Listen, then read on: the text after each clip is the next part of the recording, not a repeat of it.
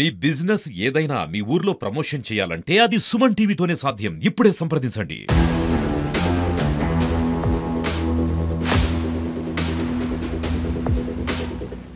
Hi hello నమస్తే welcome to Suman TV. నేను మీ ముద్దం విక్రమ్. ప్రస్తుతం మనం నిర్మల్కు దగ్గరలో ఉన్నటువంటి చిట్టెల గ్రామంలో ఉన్నాము. మొన్న ఇక్కడ శ్రీశాంత్ అనే బాలుని అతి కిరాతకంగా మద్యం మత్తులో ఒక యువకుడు బాలుని అయితే చంపేయడం అయితే జరిగింది. అది కూడా రాళ్లతోని కొట్టి చంపేయడం అయితే జరిగింది. పచ్చని పల్లెలకు పట్టి పీడిస్తున్న పురుగు ఏదైనా ఉంది అని అంటే అది మద్యం దుకాణాలనే మనం చెప్పవచ్చు. మద్యం మత్తులో అతి దారుణాలు అయితే జరుగుతూ ఉన్నాయి. వీటిపైన చర్యలు తీసుకునే నాదుడే కరువయ్యారని చెప్పవచ్చు. ఎందుకంటే ఎక్కడ మనం హత్యకు సంబంధించి ఏదైనా విషయాలు మనం ఇది చేసినా అందరూ మద్యం మత్తులోనే చాలా ఎక్కువగా ఇలా జరుగుతూ ఉన్నాయి. మరి ముఖ్యంగా గ్రామాలను గమనిస్తే వాళ్ళంతా చేన్లకు వెళ్ళి పంట పొలాలలో పనిచేసేవారు. పంట పొలాల్లో పని చేయడం అని అంటే సేద్యం చేయడం అని అంటే అది ఎంతో శ్రమతో కూడుకున్నది. కాబట్టి రైతన్నలు చిన్నగా ఈ కళ్ళుకు అలవాటు పడడం అయితే జరుగుతూ ఉన్నది. దాన్ని ఆసరాగా తీసుకొని ఈ కళ్ళు దుకాణాలు, ఈ మద్యం దుకాణాలు చాలా పెద్ద ఎత్తున ఇలాంటి గుల్ఫారంతో సంబంధించిన మద్యం తయారు చేసి అమ్మడం వల్ల చాలా అనర్థాలు అయితే జరుగుతూ ఉన్నాయి. ముఖ్యంగా ఇలాంటి ఘటనలు జరిగినప్పుడు ఎప్పుడు చూసినా కానీ ఒకటే మనకు వినిపించేది ఏంటంటే మద్యం మత్తులో. ఇప్పుడు ఆ బాలుడు కూడా మద్యం మత్తుల్ని ఆ యువకుడు ఈ బాలుడిని హత్య చేయడం అయితే జరిగింది. మరి ముఖ్యంగా చెప్పాలంటే ఈ ఈ దుర్ఘటన ఇది ఒక వేరే కోణం. అది ముఖ్యంగా చెప్పాలంటే ఆ బాలుడిని రేప్ చేసి చంపడం అయితే జరిగింది.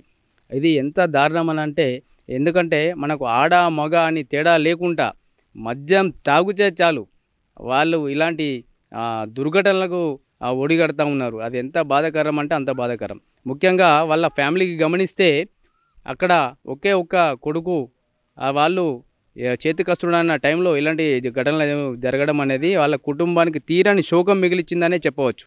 ఇక్కడ మనం గమనిస్తే ఇక్కడనే వాళ్ళు నైట్ ఇక్కడ మద్యం ఇక్కడ తాగారని చెప్పి చెప్తా ఉన్నాడు. ఆ యువకుడు ఆ బాలుని ఇక్కడనే నైట్ తీసుకొని వచ్చేసి రేప్ చేసి అతి కిరాతకంగా చంపడం అయితే జరిగింది. ఇక్కడ ఊరికి బయట ఈ విషయం అయితే జరిగింది. ఇక్కడ మనం గమనించవచ్చు. అటు మనం గమనిస్తే అక్కడ రాళ్ళు చూడండి, అక్కడ ఆ చెట్టు కింద మనం రాళ్ళను మనం గమనించవచ్చు. అలాంటి పెద్ద రాయితోని ఆ బాలుడి తలపై మోది ఆ బాలుడి తలపైన ఆ రాయిని పడేసి చంపడం అయితే జరిగింది.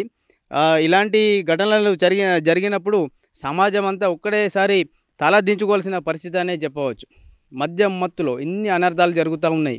మరి ముఖ్యంగా చెప్పాలంటే ఈ ఎక్సైజ్ అధికారులు కూడా వీటిపైన దృష్టి సారించి ఈ కళ్ళు దుకాణాలపై వాళ్ళు చేస్తున్న ఈ అరచకాలపై చర్యలు తీసుకోవాలి. ఎందుకనంటే వాళ్ళు గుల్ఫారం వాడడం అనేది దాంట్లో పెద్ద ఎత్తున వాళ్ళు యూజ్ చేస్తూ ఉన్నారు. దాని ద్వారా ఏమైపోయిందంటే అదే మద్యానకాలు అలవాటు పడుతూ ఉన్నారు.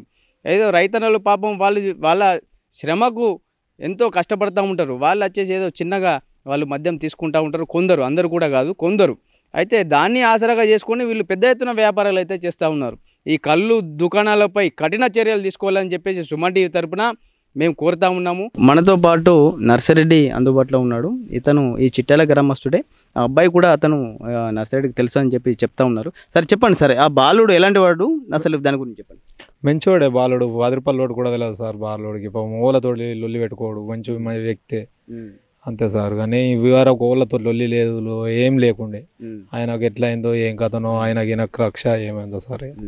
ఇప్పుడు ఇక్కడనే చంపారని చెప్పి చెప్తా ఉన్నారు కదా సార్, అసలు ఎలా జరిగి ఉండొచ్చు మీ దీని గురించి ఒకసారి? మేము తెల్లందాక అందరం, నేను కూడా లెంకినా సార్, పాపం బాధపడితే అందరూ వాళ్ళ ఇంటోళ్ళు మేము అందరం లెంకంగా దొరకలేడు. పొద్దుగల్లా వాళ్ళు ట్రాక్టర్ ఇక్కడ మా గురెడ కాపోలే ఇటు పశువులు పోయి వస్తారు. ట్రాక్టర్ వచ్చేదాకంటే ఇక్కడ శవం కనబడ్డదట.